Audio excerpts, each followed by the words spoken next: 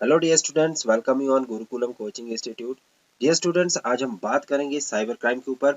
और आपको मालूम है कि दिन प्रतिदिन जितना हम टेक्नोलॉजी से अवगत होते जा रहे हैं, प्रो टेक्नोलॉजिकल होते जा रहे हैं, तो उससे हमारे पास सबसे ज़्यादा थ्रेट आ रहा है, वो आ रहा है साइबर क्राइम का। यानी कि हमारे पास बहुत ज़्यादा अगर ठगी देखने को मिलती है तो वो साइबर क्राइम से रिलेटेड ही होती है।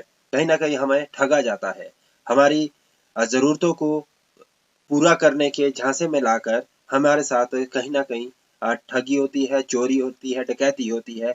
वो भी कैसी डकैती होती है? ऑनलाइन डकैती होती है, जिसको हम क्या बोलते हैं? ऑनलाइन डकैती बोल सकते हैं।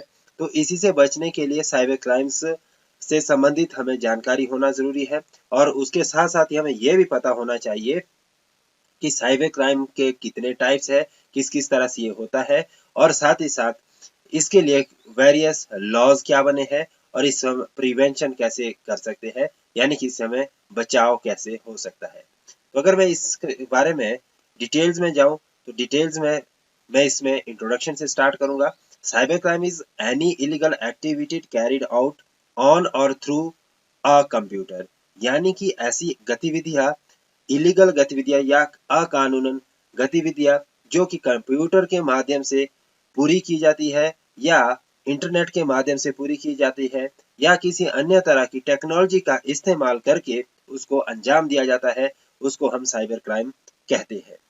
Criminals not only seriously harm society and the government, but they also greatly conceal their identity.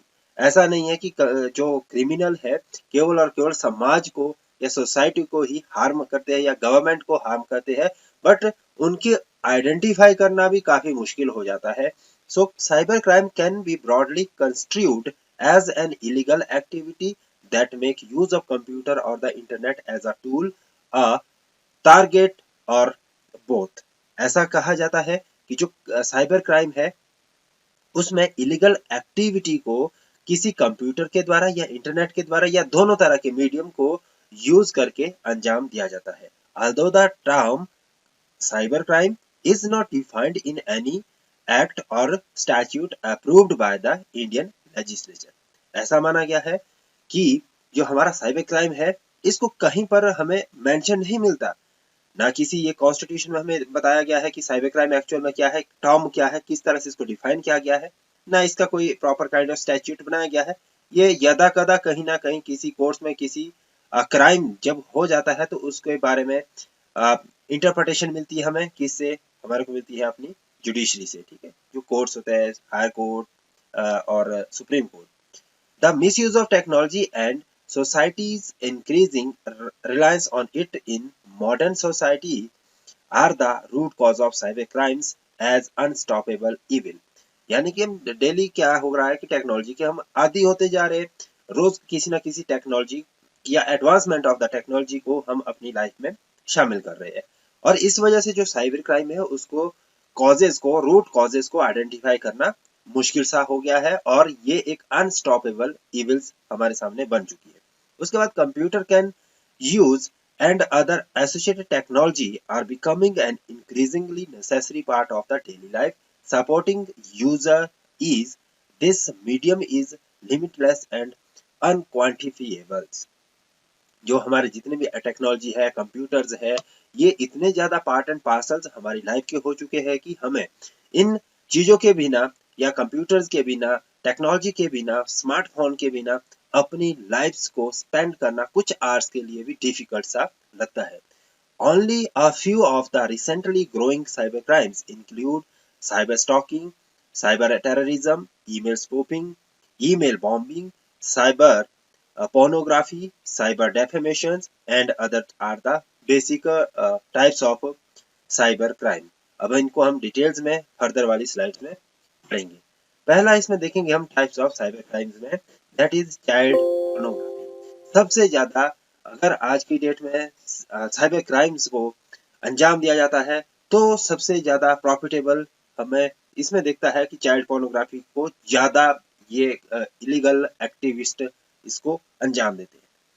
इसमें पहला पॉइंट अगर आप इसको देखेंगे, what is actually the child pornography. One of the most serious offence is that the internet is used by predators to connect with the sexually assault children all around the world. Children have become the desired target for the cyber criminals as a result of the widespread use of the internet.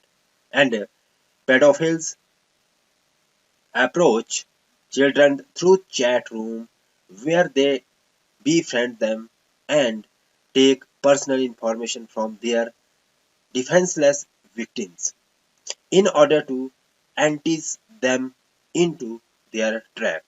मतलब कि क्या करते हैं वो बच्चों को क्या करते हैं वो पर्सनल चैटिंग रूम में इनवाइट करते हैं वहाँ वो कुछ माइनर बच्चों के साथ चैटिंग करते हैं और उनको अपने जाल में फंसा के उनके साथ अपने जो मोटिव्स है उसको अंजाम देते हैं.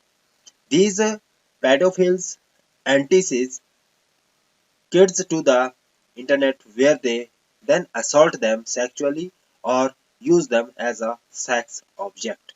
ठीक है, तो बच्चा होता है तो उसको समझ नहीं आता कि क्या करना है किस तरह से करना है तो वो साइबर पैडलर्स के झांसे में आके उनके द्वारा समझाए गए एक्टिविटी को करते हैं और जिसके बाद वो उनके विक्टिम्स बन जाते हैं. Then next is hacking. Second important cyber crime is hacking. Hacking का मतलब है कि आपके पूरे सिस्टम को हैक कर दिया जाता है और उसमें किसी भी तरह की जितने भी काइंड्स ऑफ कॉन्फ़िगरेशन वगैरह है वो उसकी एक्सेस किसके पास चली जाती है उस व्यक्ति के पास चली जाती है जो कि उस आपके सिस्टम को हैक कर रहा है या इलीगल एक्टिविटी आपके सिस्टम के साथ कर रहा है. So this is all about the hacking. Then comes the denials of service attack. इसमें क्या होता है denials of service attack uses extremely basic technology to overwhelm the target computers which has to prevent other machines from accessing the server.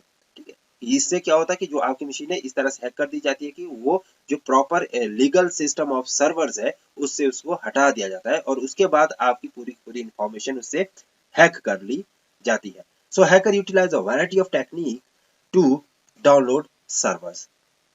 Then next is virus dissemination. Virus is very common and very known to everyone. Virus dissemination is a process in which malicious software attach itself to the other software and which can be Trojan horse, time bomb, virus worms, etc.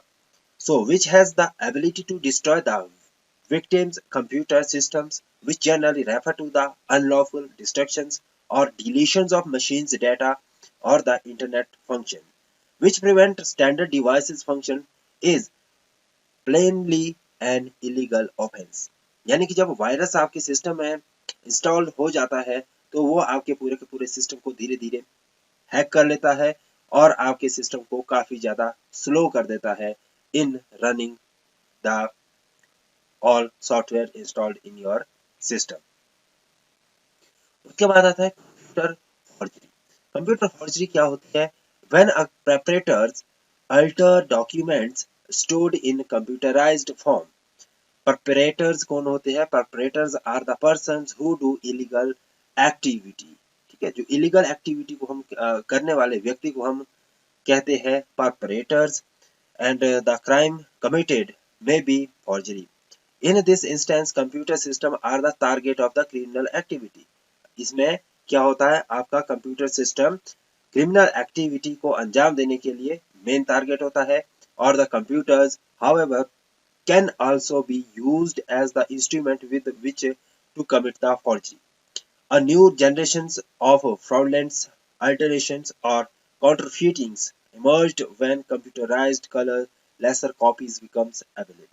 These copiers are capable of high resolution copying, modifications of documents, and even the creations of false documents without benefits of an originals, and they produce documents whose quality is indistinguishable from that of the authentic documents except by an experts. इसके द्वारा computer forgery में क्या होता है कि आपके जो documents है उनको पायड कर दिया जाता है, उनको सिमिलर काइंड्स ऑफ आपके डॉक्यूमेंट्स तैयार कर दिए जाते हैं जो कि आइडेंटिफिएबल मुश्किल हो जाते हैं.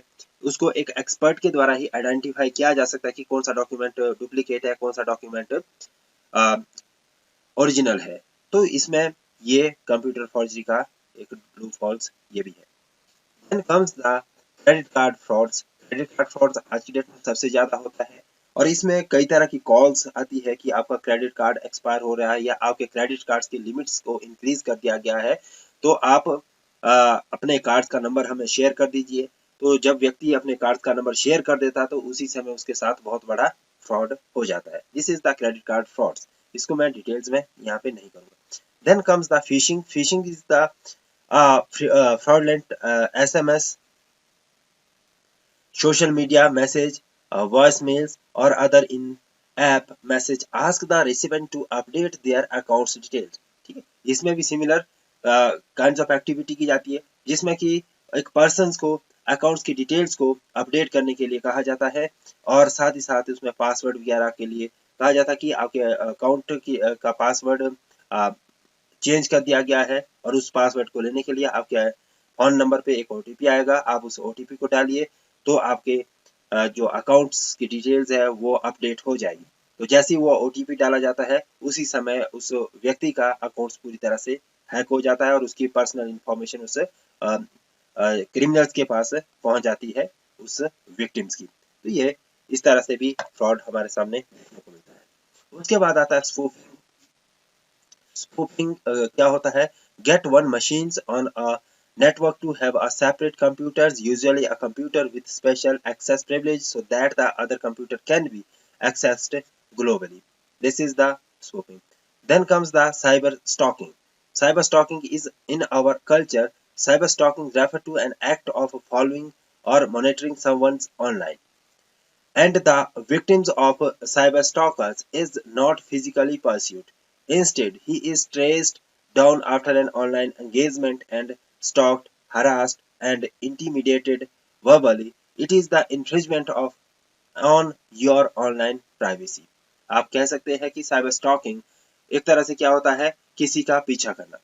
तो साइबरली आपका पीछा किया जाता है, आपकी एक्टिविटीज को जांचा जाता है कि आप किस तरह से ऑनलाइन अपनी ट्रांजैक्शन करते हैं या ऑनलाइन एक्टिविटीज को करते हैं, पर्सनल इंफॉर्मेशन को शेयर करते हैं।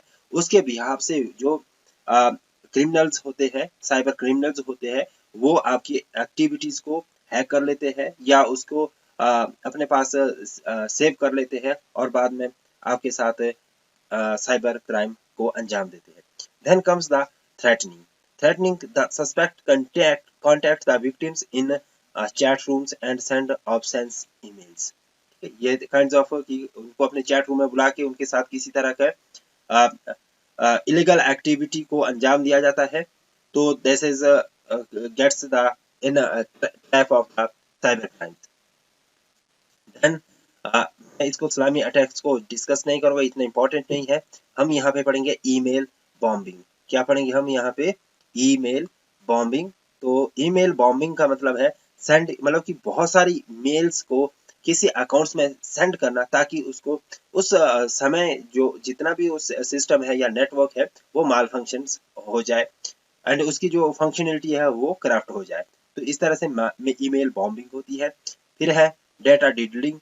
Data dealing involves making a change in the raw data right before a computer processes, then making those same changes again once the processing is finished. फिर आता है virus attack.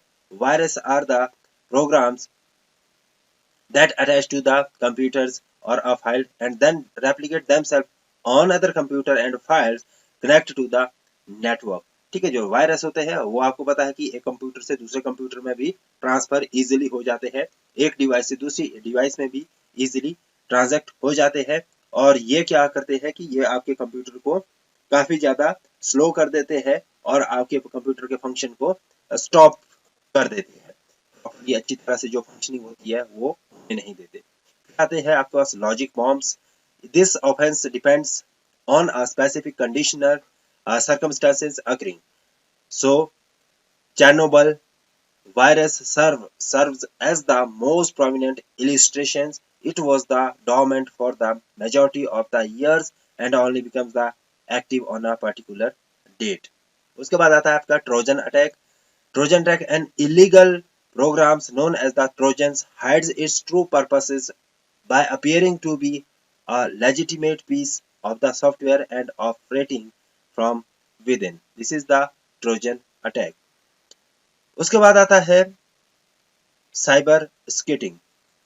Cyber squitting, which include a type of squitting, is the practice of obtaining a domain's names in the order of demands payments from the owners of the trademark.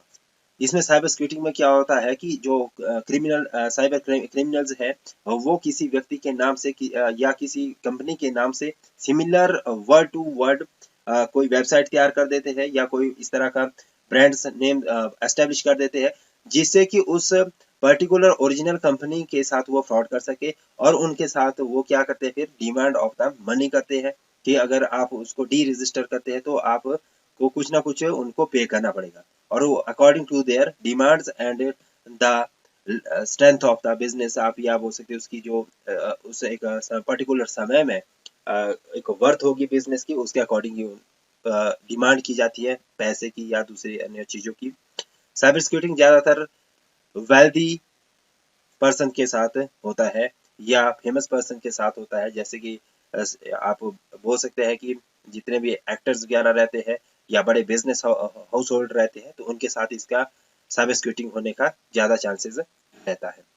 उसके बाद आता है cyber defamation. Cyber defamation का मतलब है any disappearing message meant to damage a person's brands or reputations is referred to as the cyber defamations. Someone can be defamed through labels or slanders, and cyber defamation is the term of defamation committing using computers and the internet. मतलब जो defame करना किसी व्यक्ति को through the use of computers or internets, this is called the cyber defamations. उसके बाद आपके पास जो नेक्स्ट इंपॉर्टेंट है that is dumpster diving, a type of human intelligence in which abundant item and data are collected in a efforts to find useful information. Then comes the cyber laws in India. हमारे पास cyber crime को रोकने के लिए किस तरह के कानूनों का प्रावधान है या किन किन धाराओं के माध्यम से हम साइबर क्राइम को रोक सकते हैं. तो इसमें पहला जो कानून बनाया गया है that is the information technology act, जिसको हम क्या बोलते हैं आईटी एक्ट 2000. अब इसमें क्या कहा गया है, इसमें कहता है information technology act which came into effect in 2000 regulates cyber laws in India. The main goal of this act is to safeguard e-commerce legal protections by making it simple to register real-time records with the government. The sophistications of cyber criminals and the people's propensity to abuse technology led to the number of adjustment. The ITA यानी कि IT Act highlights the servers punishments and fine establishment by the Indian Parliament to protect the e-government, e-banking and e-commerce industries. The scope of the ITA has been expanded to include all modern communication devices. Next is section 43. क्या कहता है, penalty and compensation for damage of computers and computer system etc. If any person without permissions of the owners or any other person who is in charge of the computer system or computer network, यदि कोई व्यक्ति किसी honour की permission के बिना किसी तरह का कंप्यूटर डैमेज करता है या साइबर क्राइम करता है तो he will be liable under the section 43. And section 66 says the computer related offense. If any person dishonestly or fraudulently does any act referred to in the section 43, he shall be punishable with imprisonment for the terms which may extend to the 3 year. मतलब कि अगर कोई व्यक्ति जो कि हमने section 43 में crime को मेंशन किया है उस तरह के क्राइम को अंजाम देता है तो उसकी जो पनिशमेंट है सेक्शन 66 के माध्यम से उसके लिए पनिशमेंट का प्रावधान किया गया है जो कि बढ़कर 3 साल तक भी की जा सकती है with fine which may extend to the 5 lakh rupees or both. यानी कि जो फाइन है वो लगभग 5 लाख तक उसको लगाया जा सकता है या दोनों 3 साल की जेल भी और साथ में 5 लाख का फाइन भी देना पड़ सकता है. उसके बाद section 66B punishments for dishonestly receiving stolen computer resources or communication devices. Then comes the section 66C it says that the punishment for identity theft, यानी कि अगर आप किसी व्यक्ति की आइडेंटिटी का चोरी करते हैं तो उस कंडीशन में आपको सेक्शन 66 के माध्यम से पनिश किया जा सकता है और इसमें आपको अगेन 3 ईयर की पनिशमेंट मिल सकती है और साथ ही साथ आपको इसमें 1 लाख तक इन कैश चार्ज किया जा सकता है। सेक्शन 66 डी क्या कहता है? सेक्शन 66 डी कहता है कि punishment for cheating by personations by using computer resources. इसका मतलब है कि यदि ठीक है किसी भी means of any communication devices और कंप्यूटर रिसोर्सेज से चीट किया जाता है किसी व्यक्ति के साथ, shall be punished with the imprisonment of either descriptions of for a terms which may extend to the again 3 year. मतलब कि यदि कोई व्यक्ति किसी व्यक्ति के साथ फ्रॉड करते हुए पाया जाता है, ठीक है, कंप्यूटर रिसोर्सेज को चीट किया जाता है, तो ऐसी कंडीशन में उसको 3 साल की सजा दी जा सकती है और जो उसके साथ फाइन लगाया जाएगा वो अगेन 1 लाख रुपीज